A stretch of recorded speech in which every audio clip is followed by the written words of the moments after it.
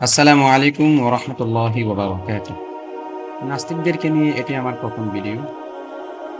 আজকের এই ভিডিওর মাধ্যমে আমি আপনাদেরকে ৩ থেকে ৪ জন নাস্তিক পরিচয় করিয়ে দেব।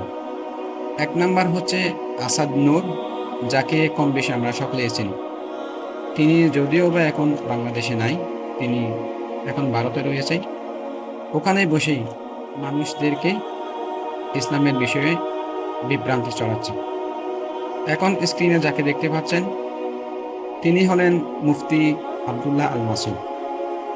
যদিওবা তিনি আগে এক কওমি আলেম ছিলেন, এখন পুরাপুরি নাস্তিক হয়ে গেছে। এখন যাকে দেখছেন স্ক্রিনে, তিনি হচ্ছে হাফেজ এনামুল হক। তিনিও কিছুদিন আগে নাস্তিক হয়ে গেছে। এখন যাকে দেখতে পাচ্ছেন, তিনি মুফতি ইমরান বিন বশির। তিনিও নাস্তিক হয়ে গেছে। যদিওবা তিনি মুফতি দাবি করে নিজেকেই, সে আদৌ কওমি মাদ্রাসায় পড়েছে কিনা এটা নিয়ে সন্দেহ আছে। এইরকম লেবাসদারি যারা আলেম রয়েছে, তারা দেখতে হুবাহু আলেমের মতো নেই। দাড়ি, টুপি, জামা সবকিছুতেই আলেমদের সাথে মিল রয়েছে, কিন্তু তারা পুরাপুরিভাবে নাস্তিক, ইসলাম বিদ্বেষী।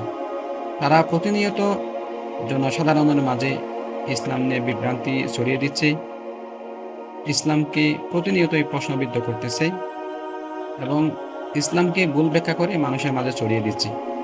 অতএব যারা সোশ্যাল মিডিয়া দেখে ইসলামকে ধারণ করেন, ইসলামকে জানতে চান, আমি বলবো সোশ্যাল মিডিয়া দেখে না শিখে ওলামায়ে কেরামদের কাছে যান, মাদ্রাসায় যান, হুজুরদের কাছে যান, তাদেরকে সময় দেন। ওলামায়ে কেরামের কাছে গিয়ে ইসলামকে ভালোভাবে জানুন, ভালোভাবে মেনে চলুন। এদের মতন যারা লেবাসদারি নাস্তিক রয়েছে, তাদের থেকে সাবধানে থাকবেন। আজকের মতো এখানে বিদায় নিচ্ছি। সবাই ভালো থাকবেন, সুস্থ থাকবেন, আমাদের জন্য দোয়া করবেন। আসসালামু আলাইকুম ওয়া রাহমাতুল্লাহি ওয়া বারাকাতুহু।